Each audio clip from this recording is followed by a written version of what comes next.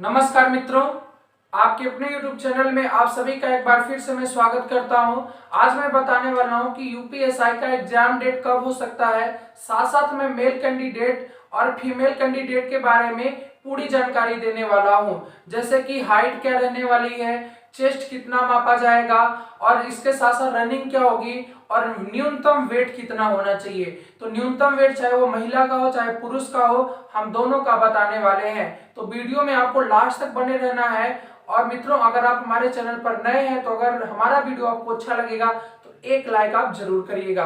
तो सबसे पहले मैं अगर डिटेल में बात करूं तो यूपीएसआई का जो एग्जाम होने वाला है वो 9534 पद पर होने वाला है। वही महिलाओं के लिए कितनी पद है, कितने पद रिक्त हैं? तो महिलाओं के लिए मित्रों 1805 पद हैं।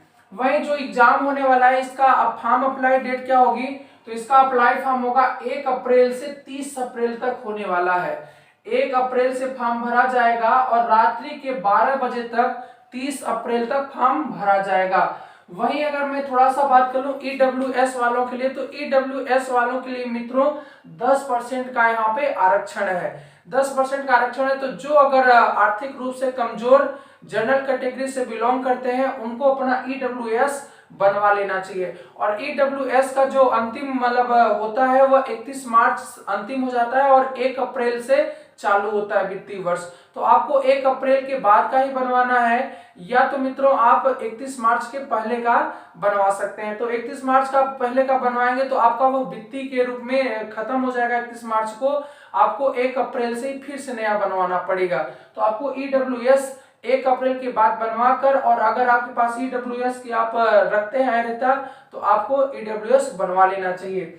वहीं अगर मैं बात करूं कि एज क्या रहने वाली है मित्रों, तो एज जो रहने वाली है 21 वर्ष से लेकर 28 वर्ष होगी। वह चाहे मेल हो चाहे फीमेल हो, मेल हो चाहे फीमेल हो, वह 21 वर्ष से लेकर 28 वर्ष तक उसका होना चाहिए।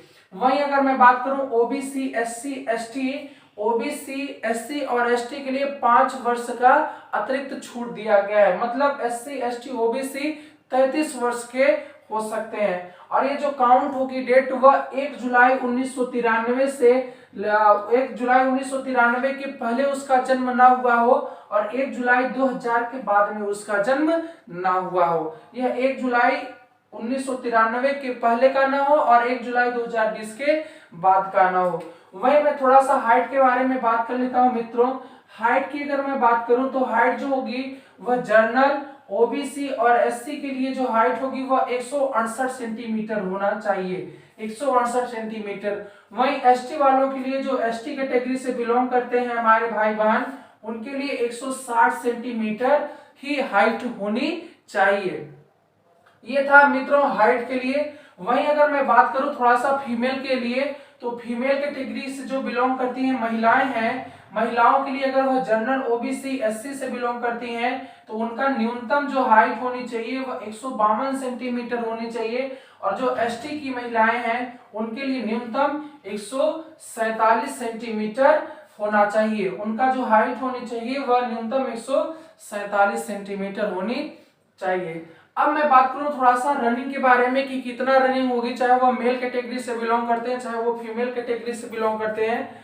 तो मित्रों अगर मैं बात करूं मेल कैटेगरी की, तो मेल कैटेगरी का जो रनिंग होगा वो चाहे जनरल हो चाहे ओबीसी हो चाहे एससी एसटी से हो, उनको सभी को दौड़ना होगा 4.8 किलोमीटर। वो भी जो टाइमिंग है वो 28 मिनट का टाइम है। वहीं अगर मैं फीमेल की बात करूं मित्रों, तो जो फीमेल को रनिंग करना है वह 2.4 किलोमीटर दौड़ना है। मतलब 2 किलोमीटर और 400 मीटर, 2400 मीटर टोटल दौड़ना है, वो भी 16 मिनट में उनको रनिंग करना है। अगर मैं बात करूं यहाँ पे कुछ आरक्षण है, तो यहाँ पे कोई भी आरक्षण नहीं होता है फिजिकल में, और जो फिजिकल होता है वह क्वालिफाइंग मार्क्स होता है। वहीं अगर मैं बात करूं मित्रों वेट की, अगर मैं बात करूं तो वेट जो होगा वह पुरुषों के लिए कम से कम उनका वेट 52 होना चाहिए, 52 और वहीं अगर मित्र 52 किलो का होना चाहिए। और वहीं फीमेल जो होंगी वह 40 किलो की कम से कम होनी चाहिए। अधिक से अधिक का कोई उल्लेख नहीं है, और अधिक से अधिक अगर किसी का हो भी जाता है मित्रों तो वह रनिंग नहीं क्वालिफाई कर पाएगा। तो अधिक से अधिक कोई चिंता करने की बात नहीं है, बस इतना ध्यान रखना है कि न्यूनतम मेल का 52 होना चाहिए किलो और महिलाओं का 40 होना चाहिए। वहीं अगर मैं चेस्ट की बात करूं तो चेस्ट कितना होना चाहिए, तो चेस्ट अगर मेल है तो मेल का चेस्ट 79 होना चाहिए कम से कम, और मित्रों फुलाने के बाद कम से कम 5 सेंटीमीटर फूलना चाहिए। तो 79 अगर कम से कम है तो उसका फुलाने पर 84 होना चाहिए।